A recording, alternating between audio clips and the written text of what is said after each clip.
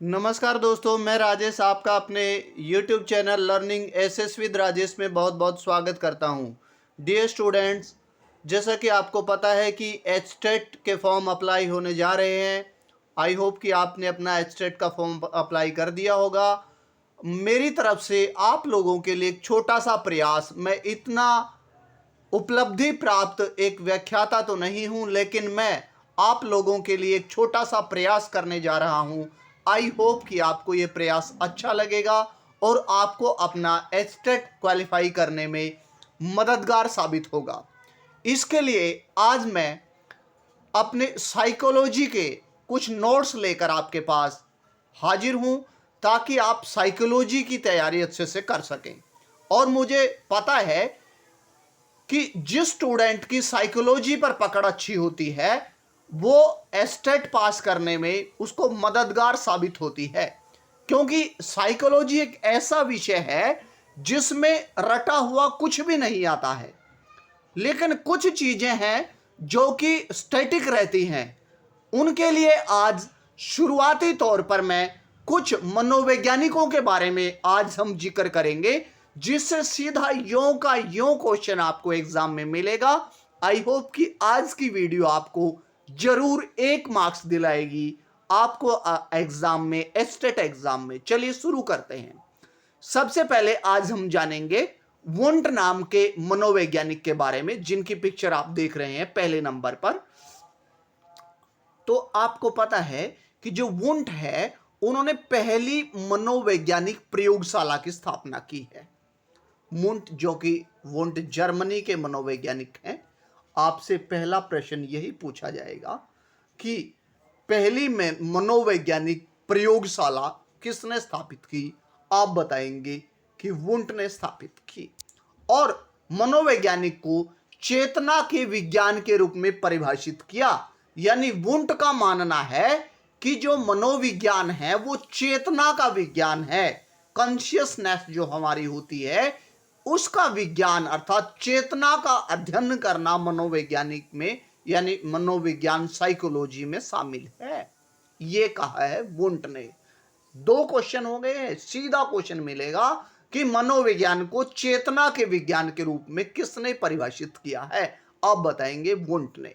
चलिए आगे बढ़ते हैं। आगे इसी के साइड में आप देख रहे हैं कि रोरशा, स्विस मनोवैज्ञानिक हरमन रोरशा के बारे में आपने पहले भी पढ़ा होगा। उन्होंने स्याही के धब्बों वाला परीक्षण, जो कि व्यक्तिगत यानी पर्सनालिटी मापने का एक परीक्षण है। कौन सा? हरमन रोरशा स्याही धब्बा परीक्षण आपने पढ़ा होगा। ये एग्जाम में आता है। क्या पूछा जाता है कि स्याही धब्बा परीक्षण मनोविज्ञान में जो व्यक्तित्व मापने का स्याही धब्बा परीक्षण है वो किसने दिया? आप बताएंगे हरमन रोरशा ने दिया। उसके बाद उन्होंने कितने धब्बों पर प्रतिक्रिया करनी होती है परीक्षार्थी को, यानी जिसकी पर्सनैलिटी मापी जाती है, उनको कितने स्याही के धब्बे प्रदान किए जाते हैं? 10। अगला क्वेश्चन। उसके बाद इन 10 कार्डों में स्याही के कौन कौन से धब्बे होते हैं? अर्थात सारे एक ही कलर के होते हैं। अर्थात कहने का मतलब बीएड या फिर अगले लेवल में और भी डीप पूछा जाएगा। आप बताएंगे 10 कार्डों में से 5 काले, 2 लाल और काले और 3 विभिन्न रंगों के होते हैं। यानी 5 तो जो होते हैं वो काले होते हैं, 5 ब्लैक होते हैं, और उसके बाद 2 लाल और काले, रेड एंड ब्लैक होते हैं, और उसके बाद 3 विभिन्न रंगों के होते हैं। कोई भी रंग हो सकता है। चलिए उसके बाद अगला पॉइंट, कुर्ट कोप्फा, जो कि जर्मनी के मनोवैज्ञानिक हैं, और उन्होंने व्लादिमीर व कोहलर के साथ मिलकर गेस्टाल्ट मत का प्रतिपादन किया था। यानी कोहलर के साथ मिलकर के गेस्टाल्ट मत का प्रतिपादन किसने किया? आपसे पूछा जाएगा। जो गेस्टाल्ट थ्योरी है, जिसके बारे में हम आगे बढ़ जाकर के बहुत डीप में पढ़ेंगे, लेकिन आज सबसे पहले आप जाने कि गेस्टाल्ट मत का प्रतिपादन कोहलर के साथ मिलकर किसने किया? कोप्फा ने किया और व्लादिमीर ने। आगे बढ़ते हैं। अगला पॉइंट, कोहलर। कोहलर की थ्योरी पक्की आती है एग्जाम में। तो आपने जाना कि जर्मनी के मार्क्स व्लादिमीर कोफा और कोहलर ने शूज का अंतर्दृष्टि का सिद्धांत या गेस्टाल्ट सिद्धांत प्रतिपादित किया। तो आपको पता है कल एग्जाम में ऑप्शन क्या रहेगा कि पूछा जाएगा कि गेस्टाल्ट थ्योरी में निम्न में से कौन सा मनोवैज्ञानिक शामिल नहीं है गेस्टाल्ट थ्योरी में। तो आपने क्या पढ़ा, कोफा है, कोहलर है और व्लादिमीर हैं। 3 मनोवैज्ञानिक हैं जो गेस्टाल्ट थ्योरी से रिलेटेड हैं। अगला पॉइंट, आई होप कि आपको समझ आ रहा है पॉइंट। उसके बाद गेस्टाल्ट का जर्मन में अर्थ क्या है। गेस्टाल्ट का मीनिंग भी पूछा जाता है साइकोलॉजी के क्वेश्चन में। आप बताएंगे गेस्टाल्ट का मीनिंग है कि समग्र आकृति, समग्र आकृति। इस सिद्धांत के अंतर्गत सुल्तान नामक वन मानुष पर प्रयोग किए गए थे। यह भी कई बार एग्जाम में पूछा गया। चलिए आगे बढ़ते हैं। तो कौन से 3 मनोवैज्ञानिक संबंधित हैं जो समग्र सिद्धांत से यानी गेस्टाल्ट थ्योरी से? कोफा, व्लादिमीर और कोहलर। चलिए आगे बढ़ते हैं।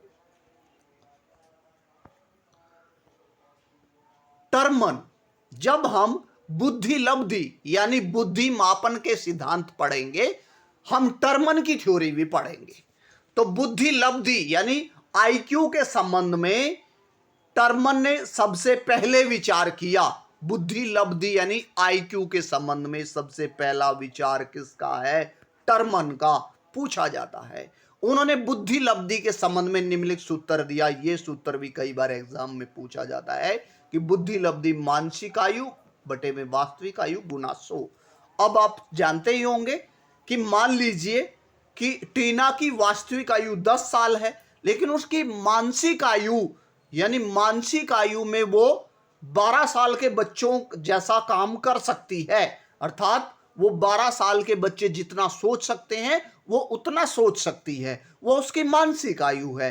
तो मानसिक आयु वो 8 साल के बच्चों के बराबर भी हो सकती है, 12, वो तो मानसिक आयु पर निर्भर करता है। गुना में 100 करके हम बुद्धि लब्धि निकालते हैं, आगे हम जानेंगे। उसके बाद अगला पॉइंट, मैस्लो। अब आपसे पूछा जाएगा क्वेश्चन कि प्रेरक जब हम पढ़ेंगे कि 2 प्रकार के प्रेरक होते हैं, जन्मजात प्रेरक होते हैं और अर्जित प्रेरक होते हैं। तो प्रेरक के बारे में, प्रेरकों की थ्योरी किसने दी है आपसे पूछा जाएगा, मैस्लो ने। और मैस्लो के अनुसार प्रेरक कितने प्रकार के होते हैं पूछा जाएगा, जन्मजात प्रेरक और अर्जित प्रेरक। उसके बाद आगे पॉइंट आते हैं वो हम पढ़ेंगे कि कौन से जन्मजात प्रेरक होते हैं, अर्जित प्रेरक कौन से होते हैं। आगे बढ़ते हैं।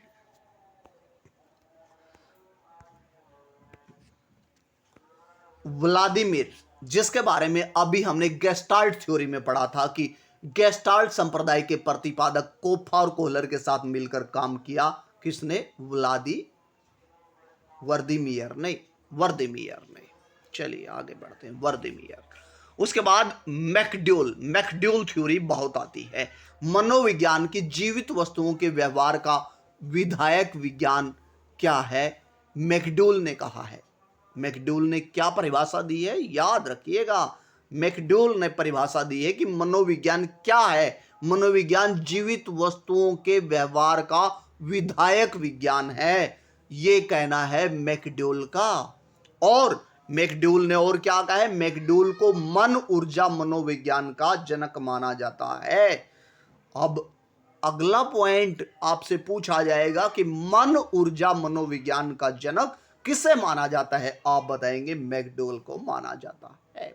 उसके बाद मैकडूल का महत्वपूर्ण, आज आपने आई होप ये क्वेश्चन पहली बार पढ़ा होगा कि मन ऊर्जा मनोविज्ञान का जनक किसे कहा जाता है? मैकडूगल को।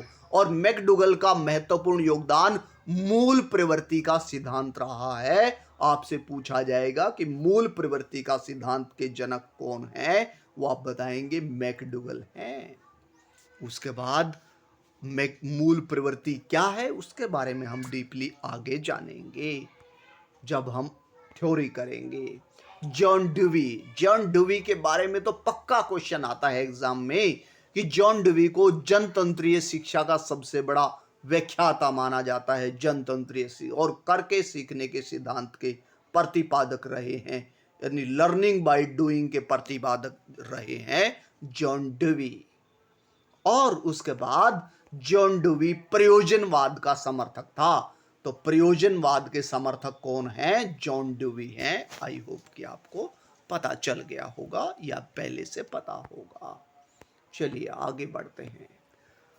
मारिया मोंटेसरी, आपने देखा होगा स्कूलों वाले लिखते हैं कि हमारे यहां पर मोंटेसरी पद्धति से पढ़ाई कराई जाती है। तो आज हम जानेंगे कि मारिया मोंटेसरी इटली की जो मनोवैज्ञानिक है उनका क्या मानना है कि इंद्रियों के माध्यम से प्रशिक्षण देने वाली मोंटेसरी शिक्षण प्रणाली के लिए जानी जाती है। तो आपसे प्रश्न पूछा जाएगा कि मोंटेसरी सिस्टम में किसके द्वारा शिक्षा प्रदान की जाती है या किसके द्वारा सीखने पर बल दिया जाता है? आप बताएंगे। इंद्रियों के माध्यम से शिक्षण पर बल दिया जाता है मोंटेसरी प्रणाली में। आगे बढ़ते हैं। किलपैट्रिक, हेनरी किलपैट्रिक की योजना विधि, प्लानिंग मेथड जो है वो कई बार पूछा जाता है कि योजना विधि के जनक कौन है? आप बताएंगे। किलपैट्रिक हैं। उनके द्वारा शिक्षा में अनुभव द्वारा सीखने को प्रधानता दी जानी चाहिए, यानी एक्सपीरियंस से सीखना चाहिए।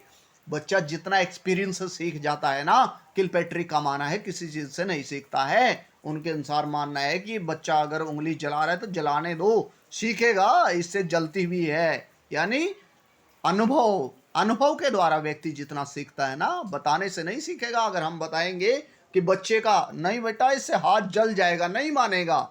अगर वो जला लेगा फिर मान जाएगा, हाँ इससे हाथ जलता है इस चीज से। चलिए आगे बढ़ते हैं।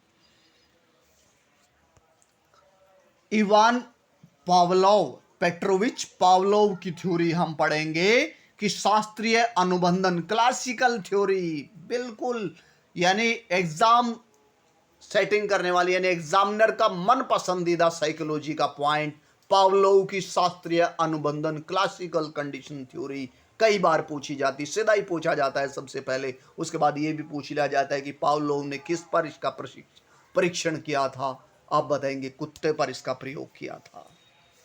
उसके बाद चार्ल्स ई स्किनर जो है शिक्षा मनोविज्ञान को शिक्षण निर्माण की आधारशिला माना है। यानी स्किनर का मानना है कि शिक्षा मनोविज्ञान जो है वो शिक्षक निर्माण की आधारशिला है। यानी टीचर को शिक्षा मनोविज्ञान तो आनी ही चाहिए, तभी वो अच्छे शिक्षक बन पाएंगे। और स्किनर ने चूहा और कबूतर पर प्रयोग करके क्रिया प्रसूत अनुबंधन का सिद्धांत प्रदान किया था। स्किनर का क्रिया प्रसूत अनुबंधन का सिद्धांत। और अभी पावलोव का आपने पढ़ा शास्त्रीय क्लासिकल कंडीशन थ्योरी, सीधे एग्जाम में पूछे जाएंगे। उसके बाद फ्रॉबेल जर्मन शिक्षा शास्त्री, फ्रॉबेल को कौन नहीं जानता है? उन्होंने किंडरगार्टन शिक्षा प्रणाली, केजी प्रणाली जो आप पढ़ रहे हो, उसका प्रारंभ किया है। उसके बाद इन्होंने खेल द्वारा शिक्षा और स्वतः क्रिया द्वारा शिक्षा के सिद्धांत पर बल दिया है। यानी खेल में प्लेइंग करते हुए सीखना पर बल दिया है फ्रॉबेल ने। ये एग्जाम में कई बार पूछा गया है। किंडरगार्टन प्रणाली के बारे में भी पूछा जाता है। आई होप कि आपको आज के सभी पॉइंट अच्छे से समझ आए होंगे। चलते चलते हम थार्नडाइक के बारे में और जान लेते हैं। थार्नडाइक को पशु मनोविज्ञान का पिता माना जाता है। यानी उन्होंने ज्यादातर पशुओं पर प्रयोग करके मनोविज्ञान को आगे बढ़ाया है। थार्नडाइक ने भूखी बिल्ली पर प्रयोग करके सीखने के प्रयास और त्रुटि के सिद्धांत, बिल्कुल वेरी इंपॉर्टेंट, एग्जाम में पूछा जाने वाला प्रयास और त्रुटि का सिद्धांत किसने दिया है? आप बताएंगे। थार्नडाइक ने। पूछा जाता है किस पर? बिल्ली पर प्रयोग। और थार्नडाइक को प्रथम शैक्षिक मनोविज्ञान माना जाता है। थार्नडाइक को शैक्षिक मनोवैज्ञानिक यानी शिक्षा मनोविज्ञान में सबसे पहला कदम बढ़ाया थार्नडाइक ने बढ़ाया है, यानी शिक्षा मनोविज्ञान को डेवलप किया है। उसके बाद अगला पॉइंट, अल्फ्रेड बिने। अल्फ्रेड बिने ने बुद्धि मापन का कार्य सर्वप्रथम बिने ने किया। हमने जाना कि टर्मन के बारे में अभी पढ़ा था कि टर्मन जो है उन्होंने बुद्धि लब्धि के बारे में सबसे पहले बात की, लेकिन बुद्धि का मापन किसने किया, ये इंपॉर्टेंट है, कंफ्यूजिंग पॉइंट है, इसलिए बिने याद रखिएगा, बुद्धि मापन। उसके बाद बिने ने सर्वप्रथम 1905 में बुद्धि परीक्षण तैयार किया और बताया कि कैसे बुद्धि को मापा जाना चाहिए। उसके बाद बिने तथा साइमन ने मनोवैज्ञानिक साहित्य में मानसिक आयु का सबसे पहले प्रयोग किया। ये भी इंपॉर्टेंट, अभी थोड़ी देर पहले हमने टर्मन का बुद्धि लब्धि का एक पैमाना, एक सूत्र पढ़ा था, मानसिक आयु बटे वास्तविक आयु गुना 100, लेकिन ये सबसे पहले बिने और साइमन ने ही मानसिक आयु निकाल ली थी या फिर उसका प्रयोग करना सिखाया था। बुद्धि लब्धि के विचार का जनक भी कहा जाता है अल्फ्रेड बिने को। उसके बाद लास्ट पॉइंट है कार्ल जुंग। जुंग ने 2 प्रकार के व्यक्तित्व माने हैं, पर्सनैलिटी मानी है कि अंतर्मुखी लोग होते हैं कुछ और कुछ बहिर्मुखी होते हैं, इंट्रोवर्ट और एक्सट्रोवर्ट आपने पढ़ा था। इंट्रोवर्ट और एक्सट्रोवर्ट 2 प्रकार के व्यक्ति होते हैं, ये माना है कार्ल जुंग ने। कार्ल जुंग ने। लास्ट में आज हम जीन पियाजे के बारे में पढ़ते हुए आज हमने अपने लेक्चर को एंड करेंगे। जीन पियाजे, पियाजे ने संज्ञानात्मक कॉग्निटिव डेवलपमेंट के बारे में, संज्ञानात्मक विकास के सिद्धांत के अनुसार बताया है कि सीखना तब महत्वपूर्ण होता है जब विद्यार्थी की रुचि और कौतूहल के अनुरूप होता है। और यानी जीन पियाजे कहते हैं कि क्लास में हम पढ़ाएं, बच्चे सीखने वाले होना, सीखने में उनकी रुचि हो, तभी वो ज़्यादा सीख पाएंगे। अगर हम उन्हें ये कहेंगे पढ़ो, अगर वो पढ़ना नहीं चाहते हैं तो वो बहुत ही कम सीख पाएंगे। यानी जीन पियाजे ने कहा है कि सिखाना उस समय महत्वपूर्ण होता है जब विद्यार्थी रुचि और कौतूहल के अनुरूप सीखते हैं। आई होप कि आज का सेशन आपको अच्छा लगा होगा, सभी पॉइंट समझ आए होंगे। तो ये मेरा छोटा सा प्रयास आपको कैसा लगा आप बताइएगा, अपने कमेंट बॉक्स में बताइएगा। कल से हम बिल्कुल रेगुलर साइकोलॉजी क्लास लेकर आ रहे हैं आप लोगों के लिए। Thank you and have a nice day for watching. और यदि आप मेरे यूट्यूब चैनल पर नए हैं तो प्लीज़ सब्सक्राइब द